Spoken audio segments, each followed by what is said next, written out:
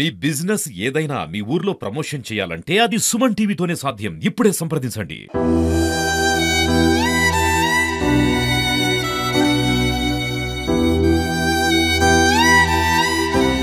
జలగాం నగర్ లో ఏదైతే పారిశుద్ధ్య కార్మికులు ఉన్నారో వాళ్ళు గత 3 రోజులుగా వాళ్ళ కార్యక్రమాలు చేస్తూనే ఉన్నా గానీ ఇంకా అలానే ఉండిపోయింది.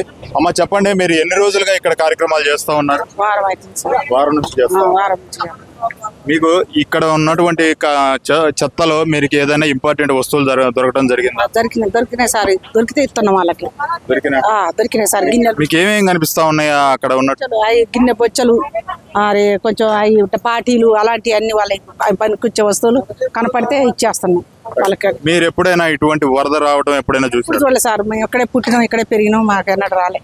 మీరు ఎక్కడి నుంచి వచ్చారమ్మా? మీది ఏ ప్రాంతం? మా నాయుడుపేట సార్, నాయుడుపేట మాది. ఇక్కడ నాయుడుపేట. మీ ప్రాంతం బాగానే ఉందమ్మా? నాయుడుపేట మునిగిపోయింది సార్, మాది మునిగిపోయింది. నా కొడుకు ఇకలాగు బండి మునిగిపోయింది, అన్ని మునిగిపోయినాయి, ఇల్లు కూడా మునిగింది సార్.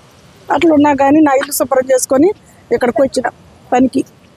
నీ పనిలో భాగంగానే నువ్వు ఇక్కడికి వచ్చి పని చేయడం జరుగుతుంది. నీ ఇల్లు కూడా పూర్తి స్థాయిలో మునిగిపోయింది. రైట్ సార్, చెప్పండి, మీరు ఎన్ని రోజులుగా ఇక్కడ పనులు చేస్తా ఉన్నారు? వారం రోజులు సార్. మీకు ఏమనిపిస్తుంది? ఇలా ఇంత పూర్తి స్థాయిలో దెబ్బతిన్నాయి కదా ప్రాంతాలు, మీకు ఏమనిపిస్తుంది? మాకు బాధ అనిపిస్తుంది సార్, బాధ అనిపిస్తుంది. ప్రతి ఒక్క ఇంట్లో కూడా ఒక వస్తువు కూడా పనికి రాలేదు.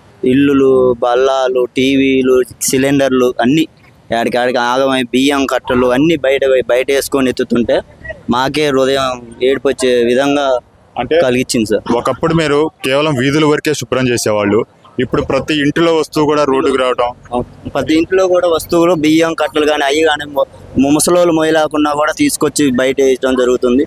తీసుకొని మేమే ఎత్తి టాటర్కి ఎత్తి చేయాల్సి వస్తుంది సార్. సార్ చెప్పండి, మీకు ఎలా ఉంది సిచ్యువేషన్? చూస్తాం మీ పంచాయతీలు పని చేస్తాం సార్. మావి కూడా ఇల్లు మొత్తం మునిగిపోయింది. డొక్కాడతారు, డొక్కాడే మనుషులు మేము. టీవీ ఖరాబ్ అయినాయి, అన్ని ఖరాబ్ అయినాయి. మమ్మల్ని పట్టించుకునే వాళ్ళు ఎవరు, చూసేది ఎవరు, ఏం అర్థం కావట్లేదు. ఒక్క బట్టలతో చేసుకున్న బట్టలతోనే బయటకు వచ్చేసింది, మొత్తం ఆగిపోయింది.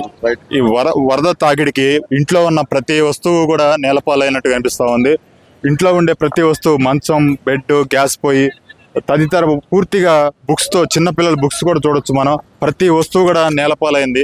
అయితే ఇక్కడ ఉన్నటువంటి పారిశుద్ధ్య కార్మికులు గత 3 రోజులుగా చేస్తా ఉన్నా కూడా ఎంతకీ అవి ప్రతి ఇంటి నుండి వచ్చిన వస్తువులు అన్నీ కూడా నేలమట్టం కావడంతో ఇంకా తీసే కొద్దీ వస్తానే ఉన్నాయి, వాళ్ళు చేస్తానే ఉన్నారు. అంతే భాగంగా వీళ్ళ ఇంటి దగ్గర కూడా పూర్తి స్థాయిలో అందరి ఇళ్ళు కూడా మునిగిపోయాయి.